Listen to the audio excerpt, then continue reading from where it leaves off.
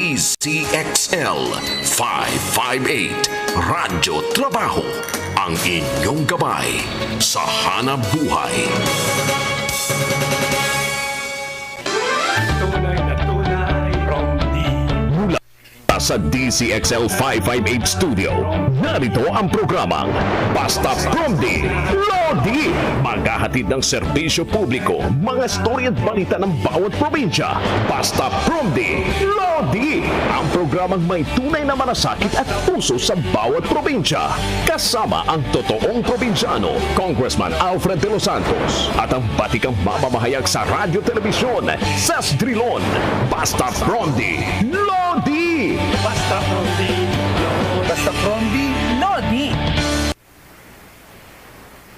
Isang mapagpalang Biyernes, Pilipinas, sa ngalan ng tinig ng Kongreso at ang totoong ka-Promdi na si Alfred de los Santos, kami po ang inyong mga tagapaghatid ng purong serbisyo publiko sa barangay man, lungsod o kanayunan. Ako po ang inyong kakampi, Ces Orenia Drilon.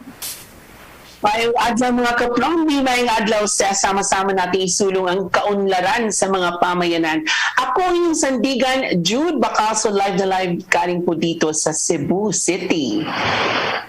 Napapakinggan po ang Basta Promdi Lodi sa Cebu, Southern Leyte, Bohol at Negros Occidental sa pamamagitan ng DYRB Cebu, 540 kHz. Nasa Tirad Pass TV and radio rin tayo sa Ilocos, DXRD Davao at Infinite Radio sa Calbayog City.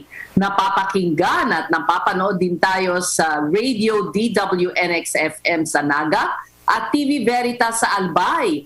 Nasa DYDM Isabela, DXCO Cagayan de Oro at Magic 103 Zamboanga rin tayo at sa Facebook page at YouTube channel ng Regional News Group Luzon.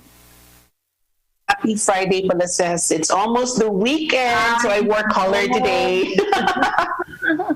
For a change, kung kayo po ay may problema sa inyong barangay, munisipyo, syudad o probinsya, mag-text o tumawag lang po sa aming hotlines. That's 0998-978-2971.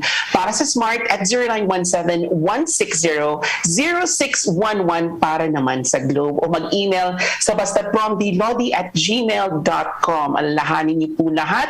Bukasin po ang aming programa sa mga gustong maging volunteer reporter sa pamamagitan ng Promdi Citizens Balita. Punong-puno tayo today, Ces. Nakikita natin sa Zoom call na ready-ready na yung ating mga bisita ngayong araw na ito. Correct. All the way pa in Iraq, di ba? Pero bago ang lahat, alamin muna natin ang mga balita sa iba't ibang panig ng bansa, hatid ng ating mga loading RMN reporters. Promdi Patrol.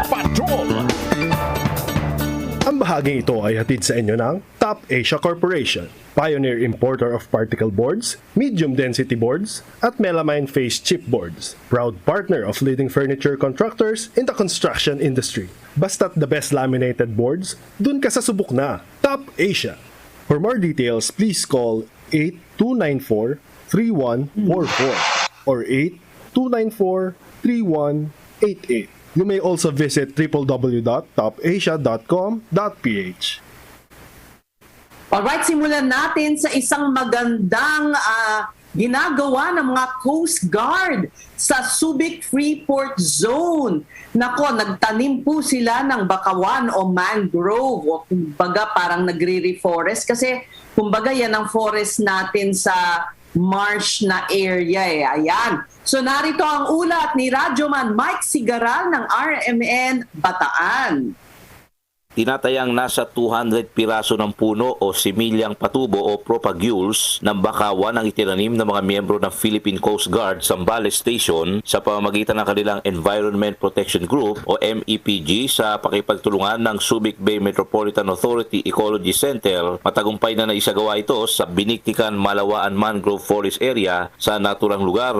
Ang mangrove planting activity ay bilang bahagi ng pagdiriwang ng ika-120th founding anniversary ng PCG LG na may layuning palawakin pa ang nasasakupan ng mangrove forest sa lugar na tiyak na anilay makakatulong ng malaki para makalikha ng essential habitat para mas tumibay at maprotektahan ang dalampasigan ng mga coastal communities sa naturang lugar. Mula sa Central Luzon, ako si Mike Sigaral, nag-uulat para sa Basta Promdi, Lodi. Maraming salamat, Mike Sigaral from Central Luzon. Pumunta naman tayo sa Bontoc Mountain Province. Good news naman, pagpatuloy talaga natin ang pagbigay ng good news sa inyo. Higit 1,000 kabataan bakunado na. Ito ang good news ni Radyoman Jeronimo Dig ng IFM Kawayan. Umabot na sa kabuang 1,116 na kabataan edad 12 hanggang 17 ang nakatanggap ng unang dose ng Pfizer-BioNTech vaccine sa Bontoc Mountain Province. Nagsimula ang pagbabakuna sa naturang mga edad nitong November 3 na pinangunahan ng pwersa ng Bontoc LGU sa pamamagitan ng Department of Health, Provincial Health Office, Bontoc General Hospital at Provincial Disaster Risk Reduction and Management Office. Inihayag naman ni Bontoc Mayor Franklin Odsi ang kanyang labis na saya dahil sa mataas na pagtubo ng mga kabataan na mapakunahan. Pinuri rin ng mga magulang at guardian sa pagbibigay pahintulot sa mga menor de edad na mapakunahan. Sa kasalukuyan, wala umanong natatanggap na ulat ang Municipal Health Office hinggil naman sa severe side effects ng bakuna sa mga kabataan. Mula sa Kawayan City, ako si Jeronimo Dig, nag-uulat para sa Basta Promdi, Lodi. Thank you, Jeronimo Dig. Tamang-tama yan ang pag-uusapan natin mamaya, yung pagbukas na ng mga klase na face-to-face. Samantala, mga iligal na bagay kinumpiska sa Oplan Galugad ng Misamis Oriental Provincial Jail. Narito ang ulat ni Radyoman Analisa Reyes ng RMN Cagayan de Oro.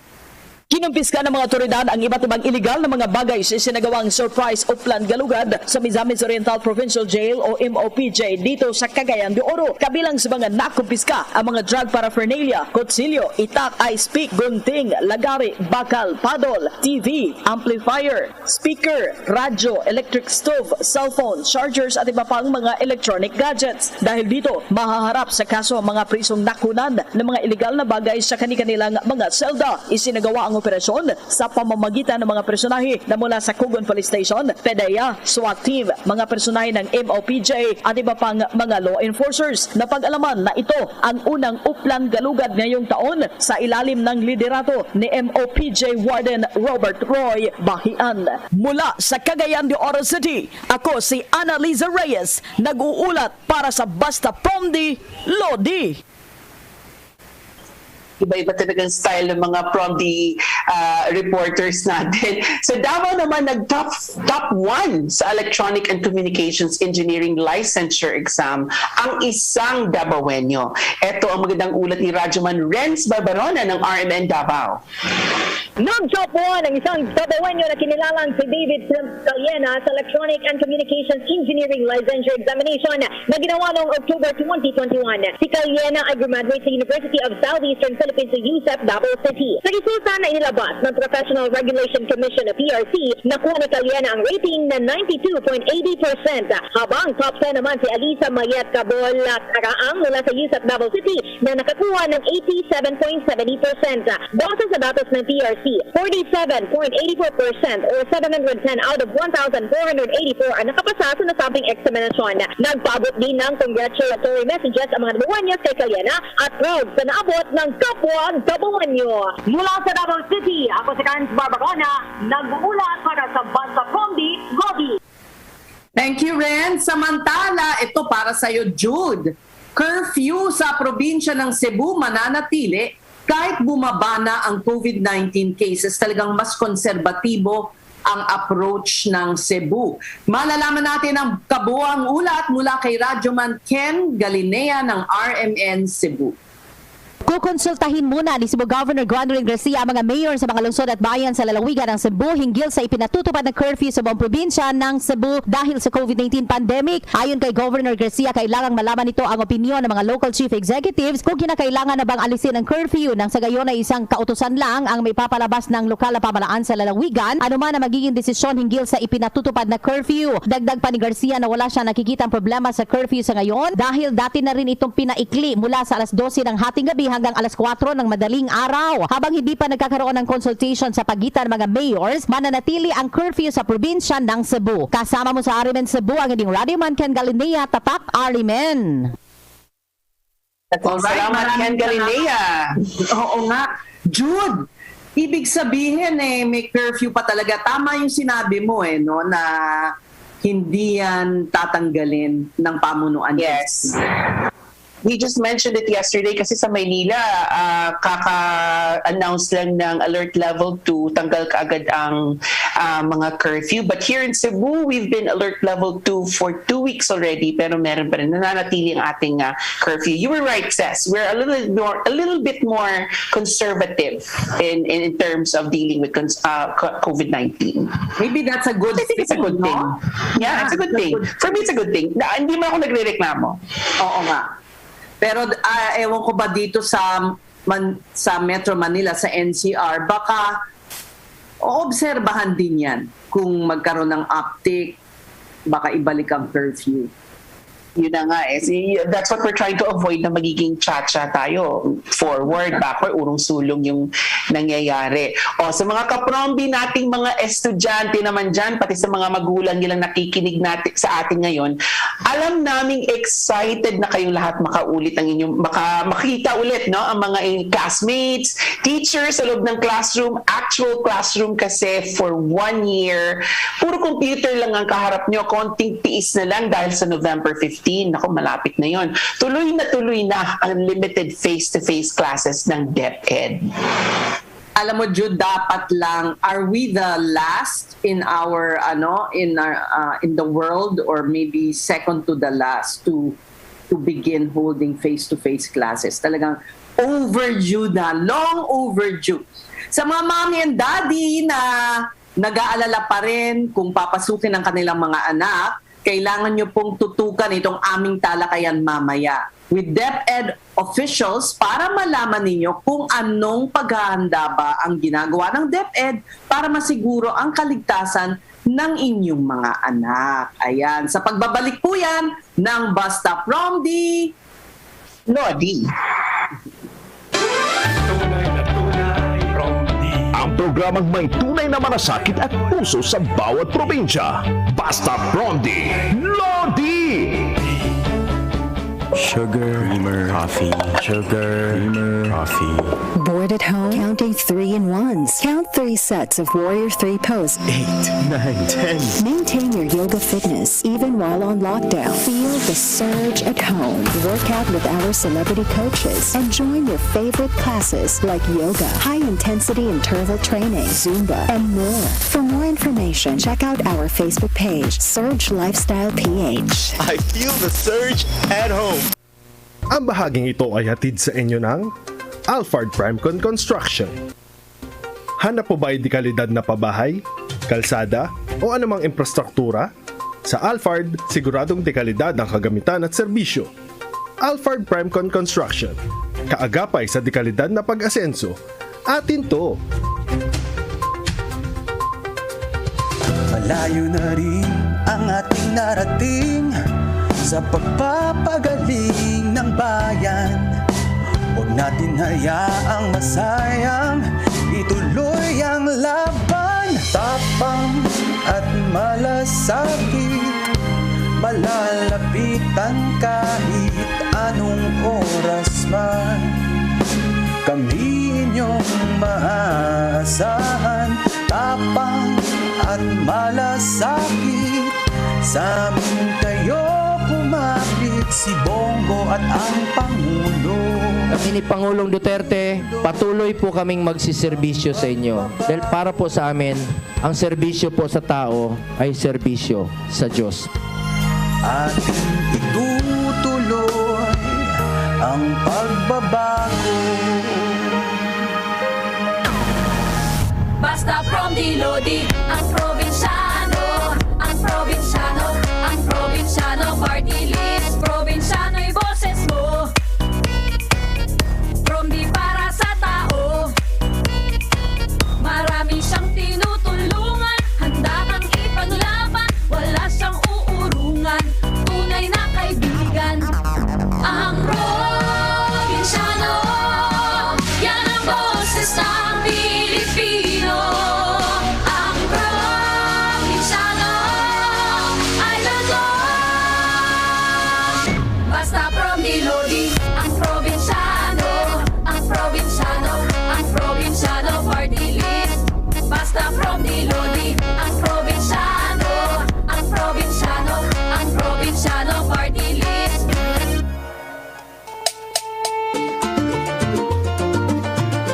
Ang probinsyano ay likas na masisipag. Golden rule, hindi ka pwedeng magising ng tanghali. Ang probinsyano ay hindi nahihiyang magsalita ng may punto. Proud ako maging ang probinsyano dahil ang seafood namin ang pinagpipiyastahan sa Maynila.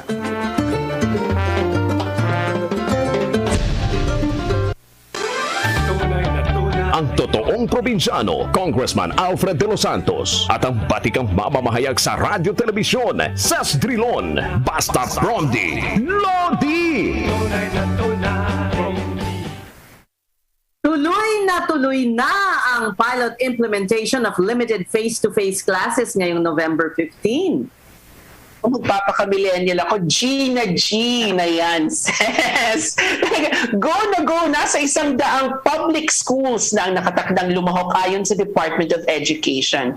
Kabilang sa mga rehiyon na kasali sa test run ang 10 paaralan sa Ilocos, 10 din sa Central Luzon, 5 schools sa Calabarzon, 9 sa Bicol Region, 3 sa Western Visayas, 8 sa Central at 9 naman sa Eastern Visayas. Sa Mindanao naman, 8 sa Zamboanga Peninsula, 10 sa Northern Mindanao, 8 sa Davao Region, 5 sa Soxargen at 14 sa Caraga Region. Wow, siguradong sabik na ang mga estudyante sa mga lugar na yan. Pero hindi lang public schools ang inaasahang makakasali sa pilot run. May 20 private schools din ang kasama. Ang pinag-aaralan ng kagawaran na makapag-pilot test naman sa 20 ng Nobyembre. Pero syempre, hindi naman may aalis sa mga magulang ang magkaroon pa rin ng agam-agam sa pilot class. Yes. Sige sir, pakisabi na lang yung mga siguro to address the qualms of some parents. Ano po ba ang may a-assure nyo sa kanila? Well, ang unang ma-assure natin ay yung ating joint memorandum guidelines ng Department of Education at Department of Health ay talagang siniguro na lahat ng protocols ay in place. Yan ay parang may multi-layers or cumulative layers of protection tayo para sa ating mga bata mula sa kanilang pansariling protection habang nasa paaralan, yung mga PPE, yung mga physical distancing, yung protection in the family because kailangan tuloy-tuloy kaya malalim yung orientation natin sa mga parents doon sa pagtingin ng mga symptoms even at the home at pag-report nito to the schools. At the school and at the community level. Kahapon nga ay pumunta kami sa Pulilio Island, dun sa isa sa mga paaralan natin na mag-umpisa at nakita namin yung level of preparation at kasama mga magulang andun din sila. At 100% actually of the students from kindergarten to grade 3 had the consent of their parents. So the parents really want their children also to come to the school. At yung orientation natin at nakita nila yung physical setup and all the safeguards that we have adopted ay ibig sabihin they are one with us in being excited to see their children again set foot physically sa ating mga paaralan ni SES. So at kaya nga din tayo mayroong pilot phase ay para maisiguro natin na may karanasan tayo bago natin palawakin itong saklaw ng pilot face-to-face classes. Siguro one final point dito, ang ating framework dito sa face-to-face classes natin ay one of shared responsibility, hindi lamang ng DepEd but also with the Department of Health and the local government unit as well as the parents and the immediate community. Nabanggit mo kanina na talagang kailangan ng umpisahan and we are really determined to get this off the ground but in a safe manner, Mrs. So what you did was na-inspection ng mga magulang ang paghahanda. So siguro isa yon sa pagtatanggal ng agam-agam kasi sila mismo nakikita nila. So that can be replicated once you begin rolling out the other schools po na mag-open na. Yes, kasi part of the shared responsibility is to have the parents make an express consent. So ibig sabihin voluntary ito, Mrs. Hindi pinipilit ang lahat ng mga mag-aaral na lumahok. Kailangan nila ng pahintulot ng kanilang mga magulang at para makuha yung pahintulot na yan ay mahaba din yung proseso na pinagdadaanan ng orientation sa kanila, pagpapaliwanag precisely ng mga paghahanda sa paaralan. Pwedeng tingnan yung ating mga paghahanda at pati yung kanilang tungkulin bilang mga magulang, kasi alam naman natin na itong COVID-19 requires 24/7 na pag-iingat. Hindi lamang sa loob ng paaralan, even during their travel from the house to the school and back. At gayon din sa kanilang mga tahanan. So halimbawa, kung alam nila na may symptom, even a member of the family, ay hindi na dapat nila papasukin yung mga bata. Kung may known exposure, even any member of the family, kailangan ding i-report. So it's really yung pagtutulungan ng iba't ibang sector, yung referral system na, yes, all stakeholders will be critical in the success of this endeavor, Mrs. Jude, did you want to ask anything? Yes, gusto ko sana mag-raise ng hand. Patawagin mo ko. Para sa classroom, di ba, mag-raise ako ng hand. Ses, may tanong ako kay Yusek. Yusek, since this is a test run po ng public schools, 100 public schools, pwede niyo po bang ipamahagi sa amin kung ano po yung parameters na tinitingnan natin kung pasado ba o hindi bago ito ma-replicate sa ibang mga schools? Para siguro kung merong nakikinig ngayon na there are other schools who want to be part of another expansion of this, pwede nilang paghandaan kung ano po bang hinahanap inyo, ano pong bagsak sa kanila, ano pong grading system natin siguro for the next run. If I may add, sorry sir, para matahin nyo na rin sa sagot ninyo, ano ba yung dahilan kung bakit napili itong mga pilot schools na to? Ano yung pamantayan, di ba? Sila ba dahil dun sa lugar nila mababa ang cases or ganon, etc. Sige, go ahead, sir. Well, dalawang aspeto. Kaya nga ang aming guidelines ay joint guidelines ng DepEd at DOH. Siyempre, ang concern ng Department of Education ay yung the teaching and learning aspect. But because this is a public health issue, ay kailangang sumunod dun sa public health standards. So, nag-produce kami based on our joint memorandum circular ng tinatawag natin na School Safety Assessment Tool.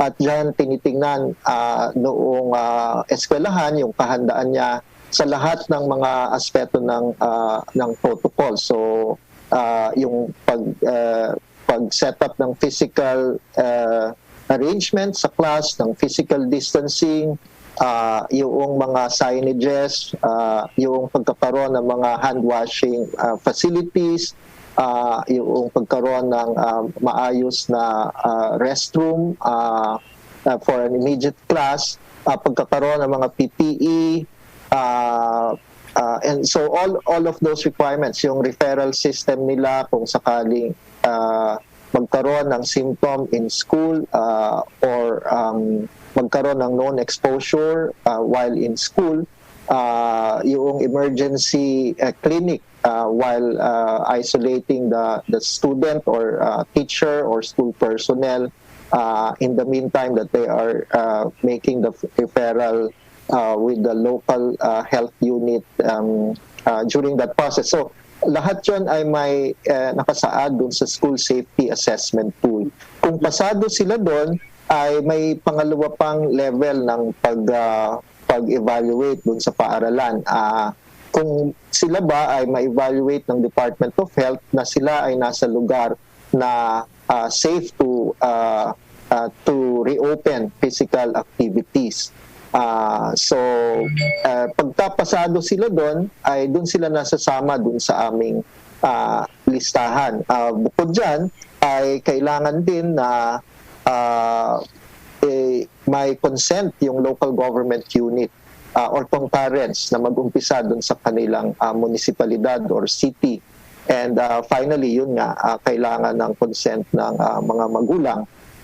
So, all of those na nag-umpisa ito, Mrs., na for this pilot ay pinag-nominate natin ang mga regional directors natin, and that's why we were able to come up with the initial more than 600 schools that have passed, and then binibigay sa amin ng DOH kung pasado rin sila sa COVID risk assessment, at doon nabuo yung numero na 100 na public schools. At ngayon ay ongoing doon sa 20 private schools. But sa pag-uusap natin ng Department of Health, dahil nga nag-i-improve itong COVID situation natin all over the country, and we are moving towards the alert level system, tinitingnan natin kasi nung una very granular school by school assessment ang Department of Health dun sa aming nominated schools. Siyempre pag palalawakin na natin ito, mahirap gawin yon na every time each school will be evaluated for the COVID risk. So masasama na rin yan doon sa alert level or alert level classification. So for certain alert levels of LGUs ay automatically ay maari na silang mag-join eventually, subject to the satisfaction of the school safety assessment, and kung walang localized either localized lockdown in their area. So when do you see, a 100%? This is very small. Anong percentage po ba ito? Oh, this is very small pa. When do you see a 100%? Yes, because we have a 47,000 public schools, and in all, if you add private schools, that's about 60,000. Kaya nga we're now moving towards possibly increasing the size of this pilot, but the pilot is such that it will really give us the confidence to expand it, and the expansion can be very big already come January next year, based also on the experience natin after the Christmas break. Yun naman ay si Secretary has already directed all regional directors to instruct all public schools nationwide and also private schools nationwide na gawin na yung school safety assessment in all of the schools nationwide, so that when we direct the expansion ay handa na ang ating mga paaralan. Earlier, hindi ba we were talking na students talagang Gina to use very millennial. Pero Gina din ang mga guro, mas lalo sila dahil hirap na din sila. Imagine they have to go house to house in some areas to deliver the modules and to pick up the modules, etc., etc. It's really also a big burden on the teachers. I have a question for you, Success. Yusek, what is the time frame for the assessment of our 100 schools para malaman natin after this period, pwede nang dagdagan, going towards 100%? What is our projected time frame po para dyan? Itong November 15 up to the December Christmas break, we believe is a sufficient time to look at the lessons dito, kung may gaps that we have to fill in, so that we can submit a report to the Office of the President. If you recall, the President took a direct interest in the decision on this matter because of the public health aspect, and that's why the authorization we have right now is for the pilot, and part of that decision is for us to submit the results of this pilot, and so we intend to do that during the Christmas break, ay yan talaga ang tatrabahuhin ng Department of Education to really assessing the results of the pilot face-to-face, so that by January, we may have and we're confident that the recommendation will be towards the expansion come January of next year. All right. Well, so hopefully talagang tuloy-tuloy na, Secretary, dahil na it's been shown na talagang hindi sapat yung online classes sa pag-absorb ng mga bata sa mga leksyon. At talagang marami ang nawala sa kanila in terms of learning. So, Mrs., just one comment there, no? Yeah. Dalawang mixed yung results natin because really there are areas na talagang may tinatawag na learning loss because of the inequity in the capacities of the households and the learners themselves to keep pace with self-learning at saka yung availability ng mga tools and gadget. And of course, the motivation is different when you're at home versus when you're in school. But there are also a number of innovations on the positive side naman that can also help us for the future. In other words, itong blended learning with a distance learning component and face-to-face may be a feature even when we normalize already. And I think there are, as I mentioned, a lot of capacity development also for our teachers in various learning delivery modalities, Mrs. All right. We thank you very much for your time, Yusek Nepomuceno Malaluan, and good luck on November 15. And I hope next time my gadget will cooperate with us and we'll have the video. Yes, gusto naming makita ang inyong pagiging makisig. Yusek. Especially when he's giving us more good news. Kasi but the next time, hopefully Yusek, but the next time you come and join us, nako, hindi lang 100 schools na dagdagan pa. Yes, thank you very much for the opportunity, Ms. Ses and Ms. June. Thank you so much. Alam mo, Ses, I'm also curious about yung last na sinabi ni Yusek kasi that's interesting. There are many schools of thought on education. And ngayon na nakikita nila na sabi nga ni Yusek, self-learning is having a good effect on some areas. That's something that they can adopt because sa ibang private schools, that's already being done, no? That aspect of education. Correct. So it's a learning curve. It's a learning curve for everyone. Ayusin muna natin ang ating internet reach. Naku, ayan na. Diba? Madaling sabihin. Iba naman ang hello. Ibang tatawagan natin tungkol dyan. Iba naman ang ibang issue yan.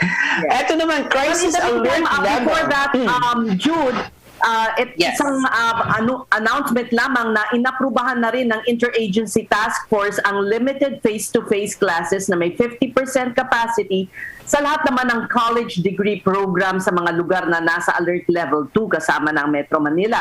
I guess, kasama rin ng Cebu. May itinakda namang kondisyon ng CHED sa mga lalahok sa limited face-to-face. Una, mataas na ang vaccination rate ng mga estudyante at faculty. May approval mula sa LGU at retrofitting ng mga pasilidad. Ayan. So go ahead, Jude. Speaking of crisis alert na nagbababaan, hindi lang dito sa Pilipinas nagbababaan ang mga crisis alerts, Ses. Pati na rin sa Iraq, ibinaba na ng Department of Foreign Affairs sa Alert 3 of voluntary repatriation matapos ang isang taong mandatory evacuation sa mga kababayan natin dahil sa security threat. Sabihin ko nga ulit yun. Security threat sa bansa. Ayan. Another good news yan, Jude, lalo na sa mga OFW na lubos na naapektuhan ng krisis. At para mabigyan tayo ng update at magandang balitang yan, makakasama natin si His Excellency Generoso Calonge na Ambassador of the Philippines to Iraq. Good afternoon. Anong oras po dyan, Ambassador? Ano po dito? Magandang umaga. Magandang umaga. 9:05 ng umaga po. You are 5 hours ahead of Baghdad. Oh, so that means we got you up early. We're sorry for that. Our apologies. Walang problema po. Para sa bayan po. Gagawin namin lahat. Ayan, so ano po ang implikasyon nitong pagbaba ng alert level at konting pag-improve ng sitwasyon dyan sa Iraq sa ating mga OFWs? Unang-una, Ses, nagpapasalamat ako sa pagkakataong binigay niyo sa amin. Pangalawa, nagpapasalamat din ako kay Secretary Locsin sa pag-approve niya.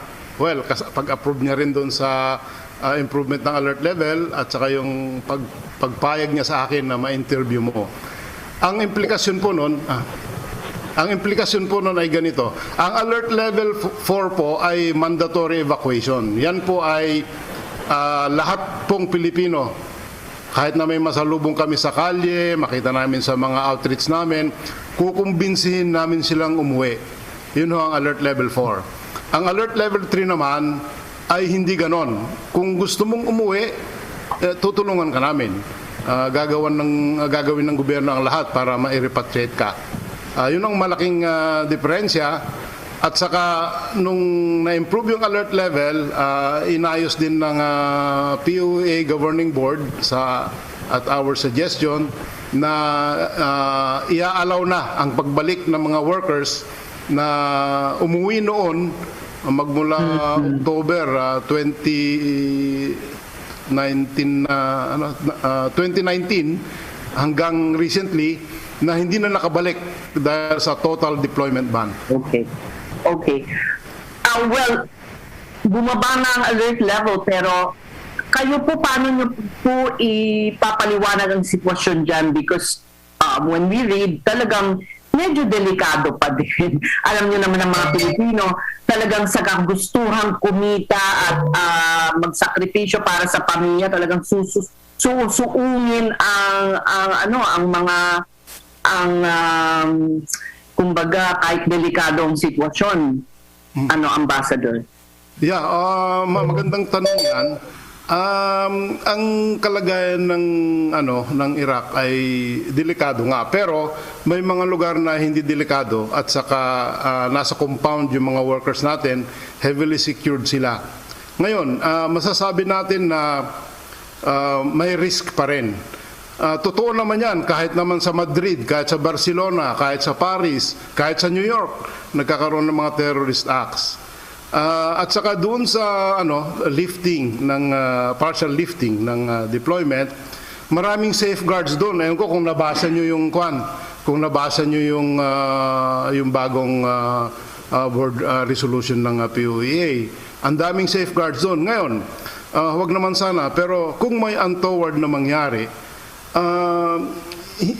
following all the precautions that we have set, talagang masasabi ko na act of God na yon. Kasi hindi naman minor de edad yung mga gustong magtrabaho sa mga ganyan, di ba?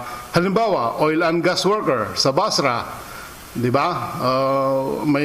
Huwag naman sana, pero kung may nangyari doon, these are very technically trained people. May mga chemical engineer dyan, may mga industrial engineer, electrical engineer. Hindi naman sila nagbabasa. May idea sila at saka maraming advisories kami, at saka foreign governments, yung UN, lahat ng institutions dito, Iraqi government itself, talagang may mga warnings, may mga sensing of the dangers that may arise in their areas of employment.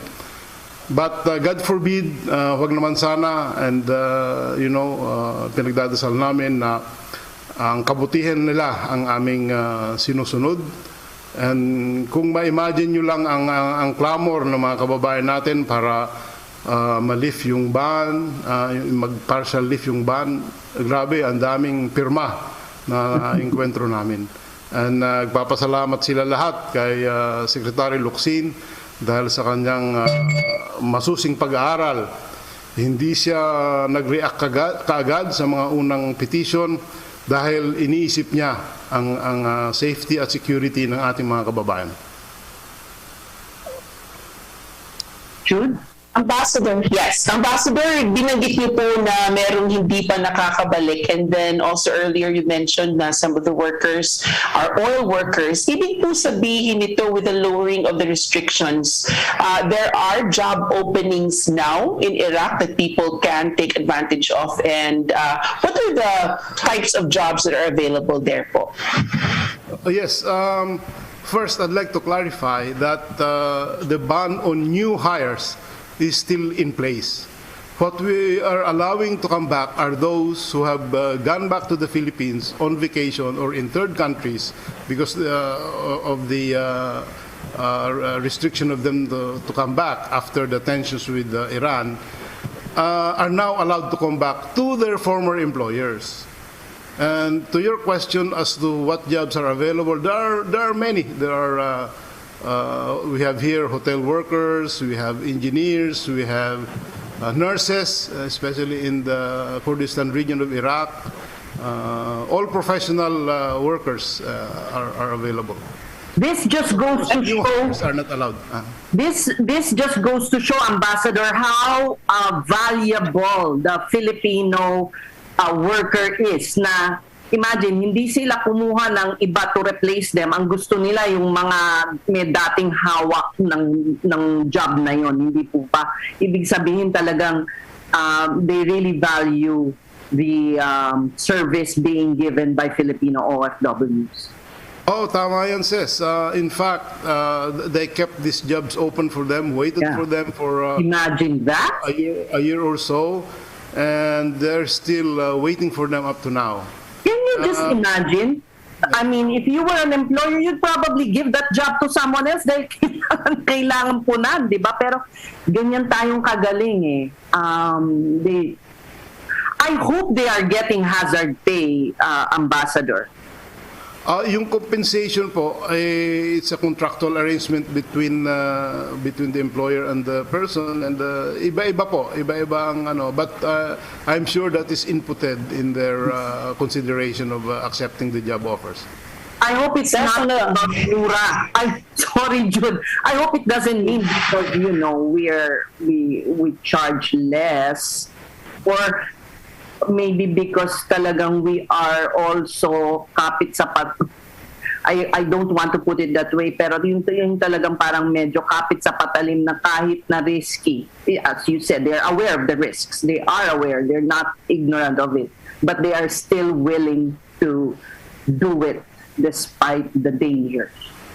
To our knowledge, all professional offers of employment are well compensated, especially in the oil and gas sector and in the medical or healthcare sector. And I'll give you an example how they are so much valued here. I visited Basra about a month ago, and there's a hospital there under construction. And as early as now, they are now asking us at the embassy if we can help them get Filipino nurses to be employed in their hospital. So the hospital is not yet finished, but the long-term plans of their administration is already to get in Filipino nurses because their reputation goes far and wide. Yes. We must pay tribute to our Filipino OFWs who have the reputation, the skill, the credibility, kaya sought after sila, sought after talaga. Ang problema naman dyan, Ambassador, magagalit ang mga hospital operators dahil may crisis na dito na talagang lahat ay gustong, well, not lahat, but majority are really seeking employment abroad, and there's already a scarcity of medical workers here in the country. Yeah, tama yan, but personal view ko lang to.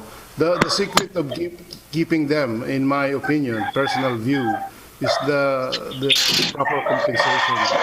Because if a Filipino nurse or any professional for that matter gets his money's worth in the Philippines, why will he seek employment somewhere else? In the Philippines, he is with his or her family. He is with his or her friends. All the connections needed for a wholesome life are there. While if you're overseas, you think of your family back home, you remit money, and pag nilagnat lang yung bunso mo, mag-aalala ka, wherever you are in the world. But if you're in the Philippines, you see your children, you can bring them to school. You attend the significant events in a family's lives, like birthdays, weddings, anniversaries. These are much treasured events that money cannot buy. Yes, ako naman may tanong ako on a lighter note, Ambassador, because I'm a travel writer by profession. I have never been to Iraq. I've always been curious. What is the food like in Iraq? Siguro it's like a Iraqi breakfast kasi 9 a.m. pa nandyan. What does the regular Iraqi eat for breakfast? And what's like a phrase that you can teach me in their native tongue in case Ses and I are sent to Iraq to do something, because I've always wanted to go, I've always wanted to write about it.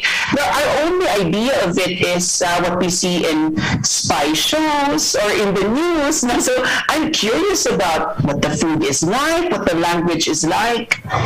We probably have the best olive oil. Basically, the food here is of the Mediterranean flavor, Middle East. So if you have tasted, let's say, Lebanese food, if you have, it's around that flavor. Parang mga costa, mga ganun, lamb. There's a lot of lamb. I mean, they... Hummus, kubus. Okay. But they have a certain fish here. It's called masgoof. Masgoof, okay. Masgoff. It's they say it's only found in Iraq, and you won't forget it if you taste it. So, Bakit po, Ambassador? What's the taste like? Masarap, and it's prepared. One fish is cooked for 1 hour. So, wow. Low heat, and then masarap. Yung tanong mo tungkol sa sa language, Arabic is the language, but there is a language also in Kurdistan called Kurdish, of course, in the regional government.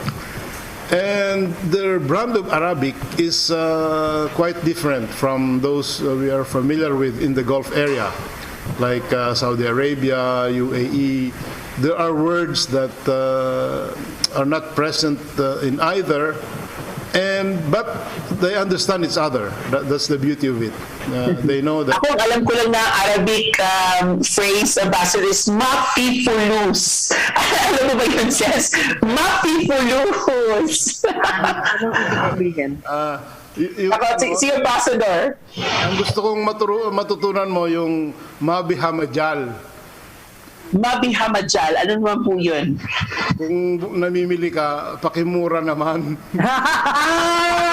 Okay. Tumatawad. Yung sinabi ko naman, Ses, yung sinabi ko kanina, mafifulus is no money. Ang may pera is fee-fulus. Si Ambassador, fee-fulus. Ako, mafifulus. One thing I learned from a friend, do not ever say that you have no money, because it is at manifest. Yes. It might manifest, no? Yes. So, dapat pala ngayon, fee-fulus. Ngayon, panghuling tanong na lang, Ambassador, ilan ang makakabalik sa Iraq ngayon dahil dito sa pag-lift? Yung mga naipit dito or umuwi nung nagkaroon ng mandatory evacuation, ilang mga OFWs kaya ang tinataya?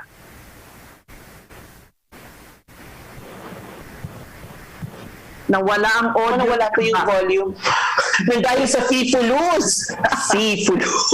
Hindi na namin kayo marinig, Ambassador. Wala pa? Ayan. Yes. Depende yan. Hindi masabi yung exact figure. Ma-estimate lang siguro. Kasi pag uwi ng mga kababayan natin, may mga nagsara ang kumpanya. may mga na-deploy na sa third countries. May mga nakahanap na ng ibang trabaho. So, hindi ko masabi. All I know is that we have an estimated 2,000 Filipinos still in Iraq. Half of them are in the Kurdistan region, sa Erbil, Sulaimania, Duhok, in the Kurdistan region of Iraq. And marami doon ang magandang employment. And hindi ko lang alam if kung mga ano nila, employers nila ay nakapaghintay ng ganyang katagal. Kasi alam But ballpark figure, do you have an estimate? Umuwi siguro sa mga umuwi, baka mga 100, ganyan. 100. Marami-rami na rin yun. 100 pamilya, di ba? So, maagang pamasko po yan para sa kanila. I'm sure nasagot ang kanilang mga dasal na makabalik sa kanilang mga trabaho. So, panghuling salita na lang po, Ambassador, para sa ating mga kababayan at siguro sa mga kanila, lalo na yung mga mahal nila sa buhay na baka nag-aalala tungkol sa pag-alis ng paglayag ng kanilang mga mahal sa buhay. Ako ay nananawagan sa may mga employer pa na kung gusto nilang bumalik, matutulungan namin sila. At ang ating mga kababayan, sa mga nakita ko, mga nakasalamuha kong kababayan natin, ay maganda ang kanilang kalagayan. At pagdasal natin na ang sitwasyon dito ay lalo pang bumuti, kasi napaka-fertile sa akin ang Iraq bilang source of employment natin. Pero bago rin ako umalis sa eksena, gusto ko pang turuan si Jude ng isang isang salita. Phrase. Okay. Ako na rin. Hindi naman syukran. Hindi syukran. Ang isang matutunan mo dapat ay mafi muskila. Mafi muskila. So, more. Wait, mafi is no. Wala, ano? Anong muskila? Problem. No problem. No problem. Mafi muskila. Mafi muskila. Sipulos, mafi muskila. Correct. Diba, Ambassador? Sipulos, mafi muskila. Hindi, yung pagtawad. In case hindi na natin kailangan yun, Ses. Marami na tayong pera di ba? Pipulos na tayo, hindi na natin kailangan tumawad sa mga hindi. That is part of the game in shopping. You know, it's a true. Sa mga souk. Ambassador, His Excellency Generoso Calonge, shukran. Thank you so much. Shukran jazilan, and all the best, and regards sa inyong lahat. Ingat po kayo. Ingat din po kayo. Ingat din po kayo dyan, Ambassador. Naku, Ses, hindi na tayo magagap kasi didiretso na tayo sa ating good news. In fact, itong good news na to was supposed to be pambungad na pagpasok ko nung Monday. Cebuano ang good news na inspiring good news na gusto nating ibigay sa kanila. So isang super nanay at tatay ang tampok ngayon sa ating Promdi, Lodi. Isang mag-asawang itinaguyod ang walong anak sa pamamagitan ng pagsasaka sa bukid. Magtanim ay di biro. Yan ang pinatunayan nitong mag-asawa sa pagsasaka sa lupa na binuhay nila ang kanilang 8 anak. Ang sakripisyo at pagsisikap nila hindi naman nasayang. Alam mo, Ses, ang biyaya ng lupa ng kanilang sinasaka tumulay sa kanilang mga anak na ngayon pawang mga profesional na. All 8 of them sa pamamagitan ng nurse na si Jovi Cataraha Albite, anak nila Nanay Libelita at Tatay Diosdado Cataraha. Kikilalanin natin ang kanilang kadakilaan. Magandang hapon, Jovi, or since taga Cebu magkamayang hapon nimo, Jovi. Maayong hapon, Ma'am Jude. Maayong hapon, Ma'am Ses. Maayong hapon na viewers and listeners nato karon. Pasensya na sa nangyari nung Lunes at naudlot yung ating panayam. Okay lang po yon. Jovi, okay, so binida namin no, na kayong 8 dahil sa pagsasaka ng parents nyo ay naging professional. So isa-isahin natin, ikaw ay nurse, parang Miss Universe question to kay Gloria Diaz, from eldest to youngest. From eldest to youngest, can you please introduce us to all of your siblings at kung ano ang trabaho nila? 8 mi kabuok. So ako yung eldest nurse. Yung pangalawa si George, isa po siyang pulis. Yung pangatlo si Jimbo, isa po siyang architect. Si Jusdadon, isa po siyang marine engineer. Si Irene, isa po siyang graduate ng accountancy po. Nasa po siya ngayon sa Taiwan.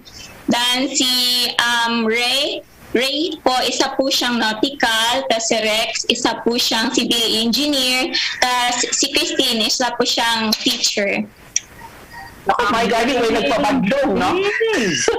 Amazing na naigapang ng mga magulang ninyong kayong 8, no? Ano ba ang kanilang sinasaka at alin ang ano ang kanilang tinatanim at ano ba yung nabebenta nila para kayo ay naitaguyod ng gusto?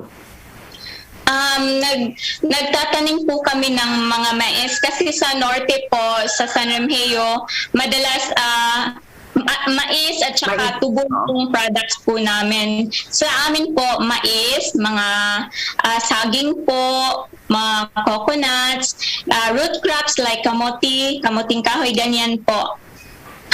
Hindi sorry, Jovi, ako lang introduce ni Ses, no? Ses kasi in Cebu traditionally we don't have flat land for rice, so talagang corn kami because corn grows sa in elevated areas, di ba Jovi? Sakto ba ko? Oh yes, Jude. Since di man pud kayo gudaghan ang water sa northern part, so mo na amo ang products kay mais. At meron silang specialty nga dyan sa San Remigio. Ano nga tawag dyan na parang wrapped in, is it bamboo? Mo man na inyong specialty diyan nga pasalubong, di ba, San Remigio? Sa kuana siya, ma'am. Pintos. Bugod ay. Pintos ay. So, unsa man diha sa San Remigio?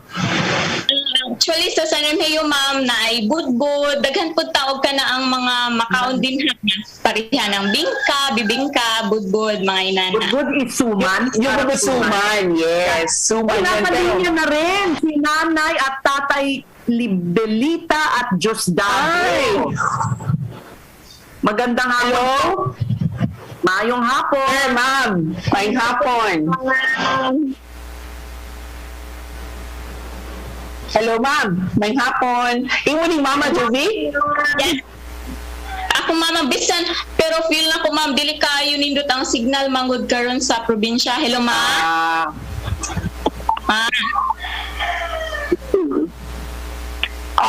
Siguro bisag dili ta kadungog gina Jovi, no, kahit hindi natin sila marinig, siguro this would be a nice opportunity nga maybe na kay message nga ipaabot nila kay naminaw man sila nato tibok Pilipinas, ang buong Pilipinas ay nakikinig. Siguro this is your opportunity, Jovi, to say thank you to them, magpasalamat nila. Yes po, ma'am, in behalf of my siblings po, kabaw gid mo kung unsa mi ka proud sa inyo, ha, kay bisan pa kung mag-uumarata dili nindot gyud kaayo ang ato ang panginabuhian, bisan pag napuno ta sa utang sa una, wala jud mi ninyo pasagdi kami sa akong mga igsuon, bisan pa og niabot sa point nga nag-undang-undang mig eskwela, pero gi-encourage gid mi ninyo nga makahuman og magtinabangay sa usag-usa para kaming tanan makalampos. Proud kayo ko nga kamo ang among nahimong ginikanan, kay kung dili pa tungod ninyo, dili na mo maabot ang unsa man ang among naabot karon. Kami ang usa sa sumbanan sa mga kabatanunan nga kung maningkamot lang isiginikanan og mga anak atog yung makabot ang atong mga damgo. Wow. Thank you so much, Jovi. Thank you po. Talagang Thank you so much for that message. ang talagang ginawa ng kanilang mga magulang. And congratulations kay Nanay Libelita at Diosdado. Hindi man namin kayo nakausap, ay nais namin ipaabot ang aming pagsaludo sa inyo. At least, yan ang picture nila. So thank you so much, Jovi, sa imong mga ginikanan. Daghang salamat, Pilipinas. At yan po, isa na namang araw ng ating paglilingkod sa ating mga kababayan. Ako ang inyong sandigan, Jude Bacalso. Pangalan ng tinig ng Kongreso na si Alfred Delos Santos, Basta Promdi. Ako naman ang inyong kakampi, Ses Orenia Drilon. Happy weekend, everybody! See you Monday! Happy weekend! Promdi, Lodi. Sugar, creamer, coffee. Sugar, creamer, coffee.